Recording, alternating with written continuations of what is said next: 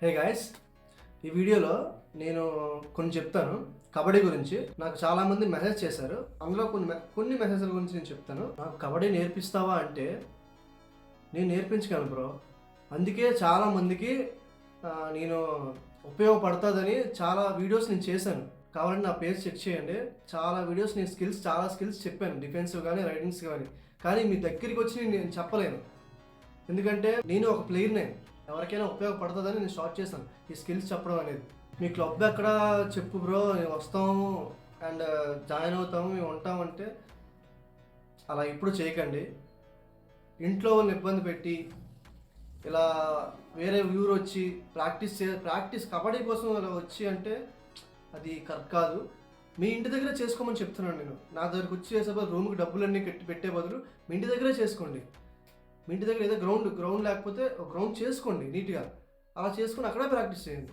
మీ ఓన్గా మీరు చేయండి. అన్నా నేను ఈ పొజిషన్ బాగా ఆడుతున్నాను అంటే ఏం చేయాలి? నువ్వే ఎవరో టీంలో ఆడు అన్న, ఇలా ఆడుతాను ఒక అవకాశం ఇవ్వండి. మామూలుగా లోకల్ టోర్నమెంట్స్లో, పెద్ద టోర్నమెంట్స్లో ఏదో, లేకపోతే నువ్వే ఒక టీం తీసుకొని టోర్నమెంట్కి వెళ్ళు. నువ్వు బాగా ఆడావనుకో, అప్పుడు ఈ గేమ్ ప్లే అనేది ఎవరైనా పెద్ద ప్లేయర్స్ చూస్తారు. చూసి వీడు పనికి వస్తాడని తీసుకుంటారు నెక్స్ట్ టోర్నమెంట్స్కి. అలా నువ్వు ఇంప్రూవ్ అవుతావు గేమ్. అర్థమైందా? ఏ గేమ్ అయినా సరే ఫస్ట్ ఎవరికి అవకాశాలు రావు. అవకాశాన్ని మనమే క్రియేట్ చేసుకోవాలి స్టార్టింగ్ స్టేజ్లో.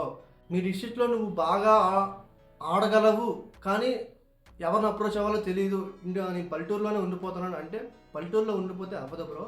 నువ్వు ఎంత బాగానే సరే బయటికి రావాలి, బయటకు వచ్చి ఆడాలి. ఆడితేనే అవుతుంది. ఎందుకంటే కనుక్కోవాలి, చెప్తున్నానుగా, మీరే కనుక్కోవాలి. మీరే కనుక్కొని అప్రోచ్ అయ్యి, అన్న నేను ఆడుతాను, నేను ప్రాక్టీస్కి వస్తాను, ఇలాగా అది అని కనుక్కొని మీరే వెళ్ళాలి. అర్థమవుతుందా? నేను ఆడుతున్నాను ఉండిపోతున్నాను అంటే అది మీరు ప్రయత్నించట్లేదని అర్థం. ఆడిన ఉండిపోతున్నానంటే వెళ్ళాలి. సెలక్షన్స్ అయ్యాయి అనుకో, వెళ్ళు, సెలక్షన్లో నీ పర్ఫార్మెన్స్ చూపించు. అర్థమైందా? ఇలా ఇంట్లో ఉంటే అవ్వదు బ్రో. ఎవరైనా సరే మెయిన్గా స్టార్టింగ్ స్టేజ్లో ఉండే వాళ్ళకి, మీకు ఫస్ట్ సెలక్షన్ రాలేదా పర్లేదు వెయిట్ చేయండి, 2 రాలేదా వెయిట్ చేయండి, 3వది ఖచ్చితంగా వస్తుంది. డిసిప్లిన్ ఉండండి, ఆడండి, ప్రాక్టీస్ చేయండి, కష్టపడండి, ఖచ్చితంగా మీకు సెలక్షన్స్ అనేవి వస్తాయి. ఓకేనా? మీరు ఓన్గా చేయండి, కష్టపడండి, హార్డ్ వర్క్ చేయండి. అప్డేట్స్ ఏవచ్చినా నేను పెడతాను.